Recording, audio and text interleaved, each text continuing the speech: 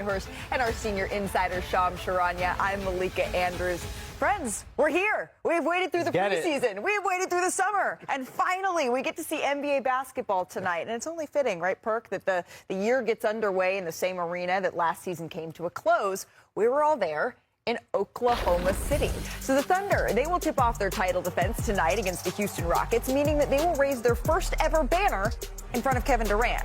He dons his fourth different jersey since leaving Oklahoma City less than a decade ago. Now, OKC is a commanding favorite to win another championship. They're listed at 2-1 at ESPN Bet. That's the shortest title odds entering a season since KD's Warriors in 2017-2018. Brian Windhorst, how many ring nights do you think you have been to? Probably about 15. Okay, and how do you see this one playing out? Well, this night is about the Thunder. Yes. Because they are the champions, and it's so hard to win a title that I'm a big believer in celebrating that title.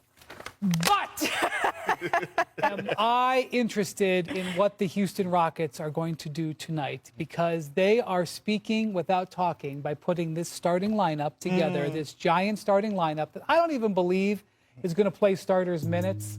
I think they're doing it to send the Thunder a message when the rings are still warm from being on their hands that we can play even bigger than you. And Perk, I wouldn't be surprised, probably not, but I wouldn't be surprised if Ime Udoka keeps the Rockets players out there to watch the Thunder get their rings just for the venom. Look, you're right. OKC ring night, it is about them, and they want to win on ring night, right? With the Rockets, drawing symbols in the sand to the paint. Oh, we're starting the day with Perk singing to us. Yeah. Moving on to the land. We're still going. Gate closed, baby. I say I'm drawing symbols in the sand till my pain gone, baby. Perk, I see our money bill going up as I say we moving on to the land. Perk, I didn't know your voice was this warm.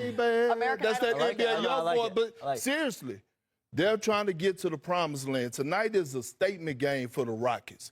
When you're trying to move to the promised land, it starts now. Drawing symbols in the sand. Kevin Durant, this is the best situation he has been in since he's left Golden State, right? You have all the pieces around you. You're going back to a city that hates you. You're going back to a city that's going to be calling you cupcakes, that's going to be booing you. And by the way, yes, still. And by the way, speaking of Ime Udoka, he's petty. He's petty and he's mean. We know that, right? So you take it last year, in-season tournament, when I said that the Oklahoma City was going to smoke him like a fresh pack of Newport, right? He actually played that video in the locker room. So to your point, is he going to make them watch the ring ceremony? I believe he will, because he's that petty and he wants to light a fire up under them. Well, whatever message that Houston is going to try to send, whether it's with their lineup or potentially leaving their guys out there to watch the ring ceremony take place, we know that for Oklahoma City, they are not 100% to start this season. Shams, what can you tell us on that front? Jalen Williams continues to be out. He had off-season wrist surgery. Both Jalen Williams and the Oklahoma City Thunder are confident, though, that this is not an injury that's going to keep him out for too much long here to start the season. Knowing the Thunder, how patient they've always been, how calculated they always are, there's no reason to be aggressive with Jalen Williams and his rehab. They want him to be fully healthy. And this is a conscious effort that we saw from J-Dub playing through this injury. He had it during the playoffs. If he wanted, he could have had surgery, shut it down during the playoffs, or if they had just lost in the second round, he would have just gotten surgery then he would have been healthy now. But he played through it. He played multiple rounds, multiple weeks through that injury. They end up winning a championship. So he's going to miss some time here to start the year, but they're confident it's not going to be anything long-term. It was interesting, though, watching those clips of him working out. He was only really doing that work with his left hand, right? Did you notice that? Definitely. And so that's something to keep an eye on. Yeah, when he's shot out in front of everybody, he's only been shooting with his left hand. That said, the Thunder do have excellent depth. Now, he's an all-NBA player. He very easily could have been a serious contender for Finals MVP. He was so big in a couple of those games. Yeah. But they do have Alex Caruso. They do have Aaron Wiggins. They do have other options they can go to.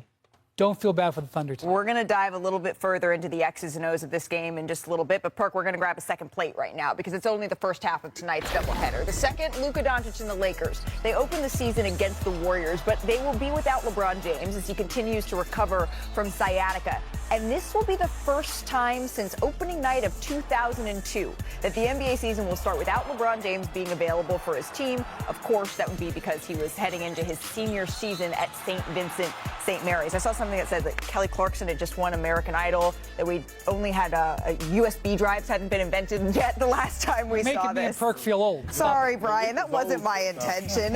Well, LeBron James, though, as he is in so many categories, first across the board, NBA history in points scored in his team's season openers, ahead of Karl Malone and ahead of Michael Jordan. Speaking of senior, now let's welcome in our newest senior writer, Dave McMenamin. He's at the Lakers practice facility. A new title for Dave to start the season. And Dave, you spoke with J.J. Redick and Luka Doncic yesterday. What is their outlook heading into the start of the season without LeBron?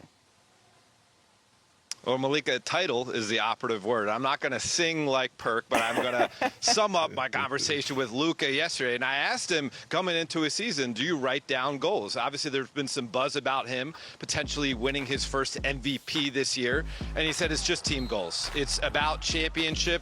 In order to win a championship, I have to go into the mindset every night like I'm going to win that game for my team. I asked J.J. Redick a similar question. He said, I see a parallel between us and the Golden State Warriors because we have Luka and LeBron, because they have Steph and Jimmy Butler. There is expectations on our team, and with that expectation comes the goal of a championship. Now, the Lakers will start their championship pursuit tonight with a new look starting lineup. You're going to have Luka Doncic. You're going to have, obviously, Austin Reeves, holdovers from last year, along with Rui Hachimura. But the new free agent center, DeAndre Ayton, will be in the middle. And a surprising move that we saw in the dress rehearsal in the final preseason game on Friday is Gabe Vincent in that starting lineup. Obviously, he's a steady two-way player. He was shooting the lights out in the preseason. And as J.J. Redick has told us, listen, he went through 25 different starting lineups last year. So just because Gabe Vincent is going to get the nod on opening night doesn't mean necessarily that he'll be the guy for the duration of the time that LeBron James is out. All right. If you're looking at the Golden State Warriors, potentially a smaller team, it might make sense for this matchup to go smaller with someone like Gabe Vincent. Dave McMenamin, happy NBA season to you. Thank you very much for stopping by NBA Today. We've been talking all summer long about LeBron James. Is he going to be in a Lakers uniform to start the season? It turns out he's not, but just because of injury here. But in a Western Conference, Brian, where it feels like even now every single game matters, how do they stay afloat without him? Well, first off, this is set up for Luka to really take over as the centerpiece of this team. LeBron, for decades, has led his team and carried them through the regular season. Now it is Luka's chance. He is in excellent condition. He had a brilliant summer at Eurobasket. He looked good when he came in to the preseason there at the end. There is no reason why he shouldn't be contending for the MVP award at the end of this year, especially if he's able to stay healthy, which was an issue last season. I just wonder if LeBron James has been that guy, right? Expected to be an MVP caliber player on the court for years and years and years, carrying his team, waiting for whatever it is, the team to make a move, for someone to get healthy, whatever the case may be. Is there any part of this that is a little bit of that? LeBron James is sitting on the sideline saying, okay, I'm going to come back and I'm going to be this. Wait, but do you see what I'm saying here? Yeah, I mean, I think LeBron is in a situation where he can now let the season play out a little bit, and then he can come in and be the difference maker. That is something that teammates of his have had to play that role for years, whether they were coming off of injury or they were mid-season additions. So Luka, and by the way, I'm also going to shout out Austin Reeves. Austin Reeves is in a contract year. He's a guy who potentially could have an all-star level season. He had a great preseason as well. He has good numbers when LeBron doesn't play because he gets the ball in his hands more. This isn't just about Luka. It's about Luka and Austin Reeves carrying some of the load while LeBron sits back and watches how the season goes. I mean, and history tells us that Luka has had success, not individually, but team-wise, with combo guards, right? Jalen Brunson, Kyrie Irving, and now you're looking at Austin Reeves, who's coming off a career year last year, 25-5. And look, he's a guy that I'm looking at right now, and I believe he has a strong opportunity. He has an opportunity in front of him to actually put up all-star type numbers. Yes, in the tough Western Conference. And I think even when LeBron does come back, I think LeBron don't mind taking the backseat to Luka and Austin Reeves. Because even before Luka got there, LeBron James started deferring to Austin Reeves a lot. That's how he got the the name. I'm Austin Reeves, I'm him Right. in Memphis when he took over. LeBron said it's your show. Right. So again, we all know when it comes down to LeBron, there's only a handful of people that he's trusted throughout the course of his career to be able to be primary playmakers. And I'm looking at Austin Reeves to be that guy, second option for the Lakers alongside Luka this year consistently. But for how long, right? That's going to be the question. LeBron James has been dealing with the sciatica on his right side. You've reported for months now, Sham. So when could we be seeing him make his debut? My understanding is LeBron James is doing some more on-court individual work, but sources continue to affirm to me repeatedly he's going to take a very patient approach with this injury, this nerve issue that he's been dealing with for a few months now here. And I still look at that mid-November area that the Lakers and LeBron are really looking at for him and really eyeing for his return.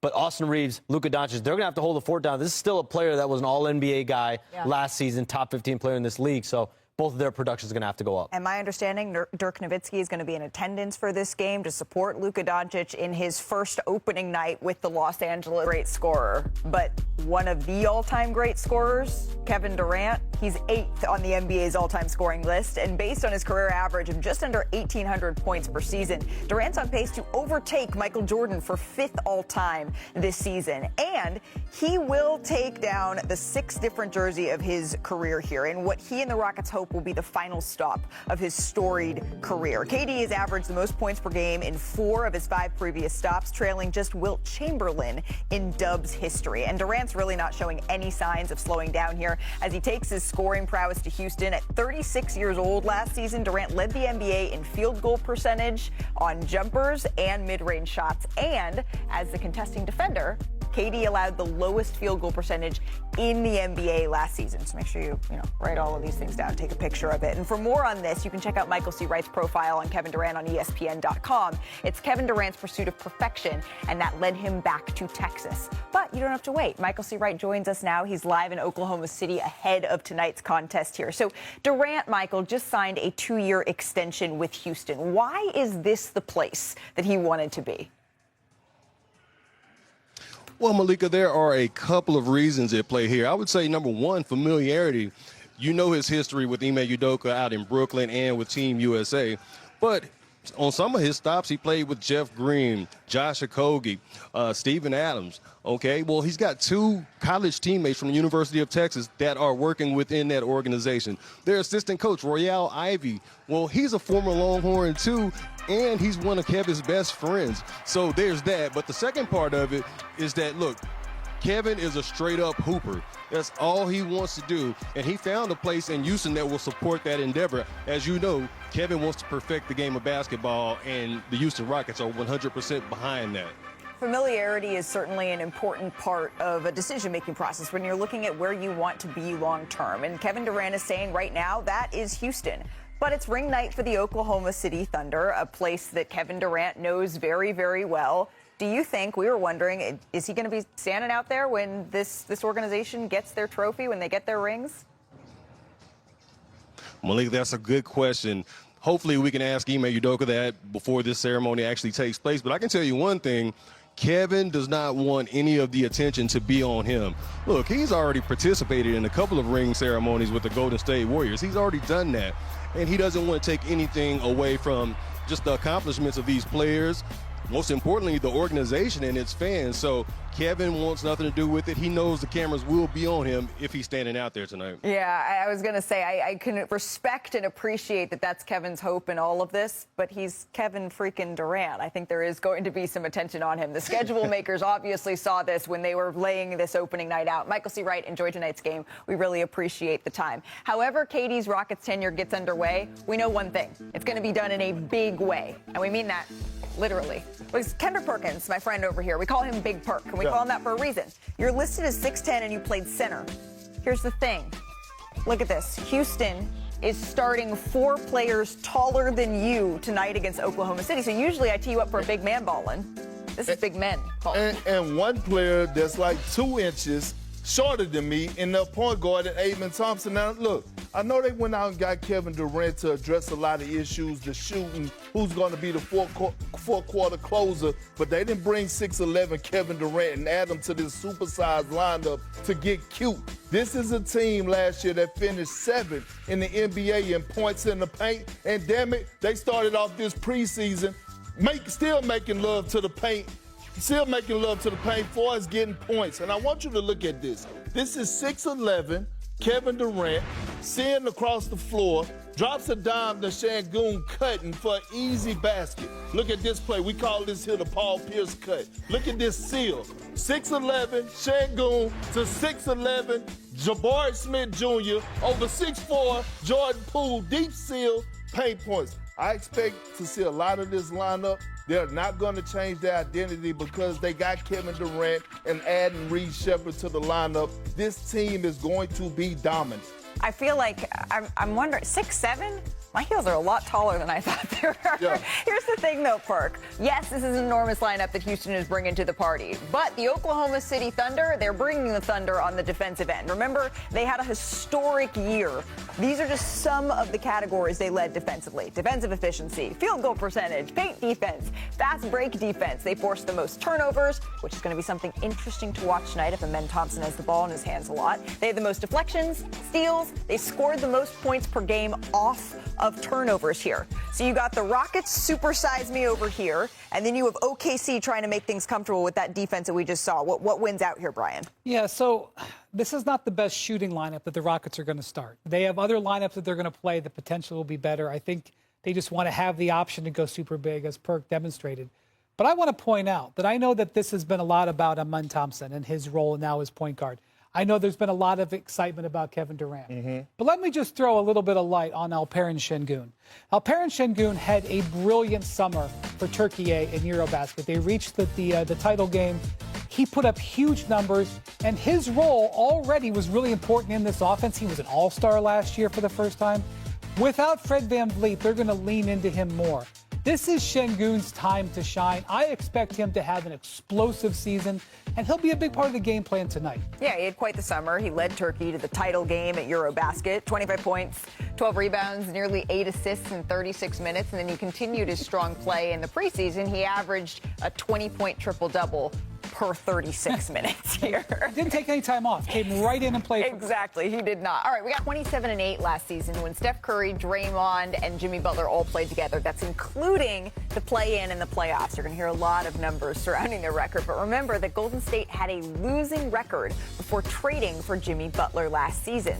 So back here with our Anthony Slater joining our desk as well, our Golden State Warriors reporter. And it's not that you look at how you start, right? You tend to look at how you finish. And I think that that's probably what Golden State was thinking with their offseason here. Because I'm looking, they added, all right, Jonathan Kuminga, Gary Payton II, Al Horford. They bring back Jimmy Butler. Draymond Green is still there. Steph is surrounded now with this very good mix of veterans. They have a lot of exciting young players. So what intrigues you about this season? Well, my biggest question is how much are they going to play together? Okay. You know, tonight we know they will, right? You know, their main four, you know, older guys are going to play together. But Al Horford, they already announced, is not playing in back-to-backs. So you can strip 15 games from his season because that's how many back-to-backs they have.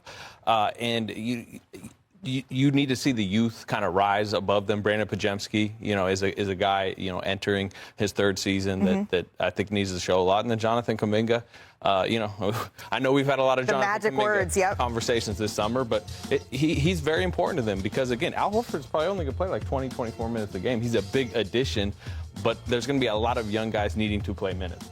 In talking to executives around the league, they think Al Horford is one of the biggest underrated additions that happened in the whole summer. You know, because of the Kuminga situation, it didn't sort of floated around and didn't get done till late.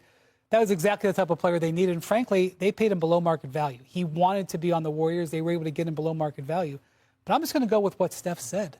Steph said absolutely they think that they can win it this year. Of course. So does Kevin Pelton, the machine. Of course, last year, if that hamstring injury doesn't happen, we'll never know. I mean, I don't think anybody was beating the Thunder, but it took 2 7-game series. Like, I can totally get why the Warriors have a lot of excitement coming into tonight's game. Yeah, I mean, there's all these could-have, would-have, should-haves about if Steph Curry didn't get hurt in that series. Sean, when we're looking at all of these options that the Golden State Warriors have, let's just focus on tonight.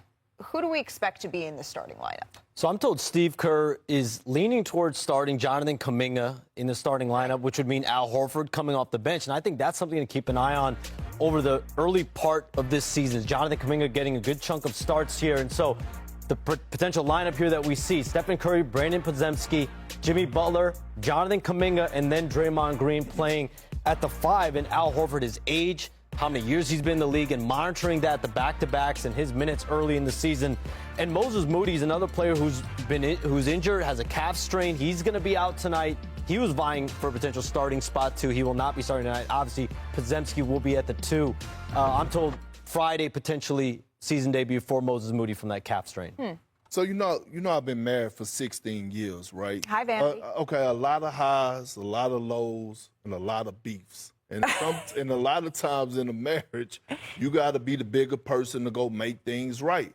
And I feel Steve Kerr, and I applaud him because he's making things right, or trying to, at the start of the season with Jonathan Kuminga, by putting him and saying that he may be starting tonight. Yeah, sometimes you got to stroke a young guy's ego. Sometimes you got to make him feel love, because last year, he didn't feel love. He didn't feel wanted. So I think this is a great starting point for Steve Kerr and Jonathan Kuminga, because you're going to need him. In a conference, in a league where the wings are still the most important position, that athleticism that Jonathan Kuminga brings to this team, one of the most athletic players in the NBA, is needed for the Golden State Warriors to go out there. It's fascinating, the 2 games tonight. In the first game, we're going to see, if you want to throw the guys that are 6'11", we're going to see about 6 guys starting that are 6'11" or taller. In the second game, look how small. Even with Gabe Vincent on the Lakers side, small across the board. The league has got a lot of diversity right now. To Perk's point, Jonathan Kuminga was ejected in his final moment of the preseason and went after the ref and got fined for it. And Steve Kerr came out post-game and said, I liked it. I liked the fire. And he also liked the defensive rebound on the possession and the sprinting of the floor, because it was his 6th defensive rebound. So to your point, there is a little bit of that going on. I know I've been liking you for OKC for a reason, Slade. So Jonathan Kuminga looking to get the start tonight. Our Sham Charania is reporting here, and you have to... So reminder, we've had 7 different champions in the last 7 seasons, and that has never happened before in NBA history. However, in this era of parity, Oklahoma City's 2-to-1 odds of defending the title, they're the best by any of the defending champions over the last 7 seasons. So joining us now is our senior writer, Tim McMahon. Tim, what is SGA saying about the Thunder's potential to get... Yeah, those Grays are saying senior, is that what you're saying? But let's talk about SGA. Let's talk about the youth in Oklahoma City. Senior writer. What is SGA saying about trying to get another banner in the rafters this season? Howdy, Malika. SGA told me he's more motivated to win another championship than he was even to win the first. And look, he had a historical season. You can put the numbers up, put the accomplishments up. It ranks with some of the greats in NBA history.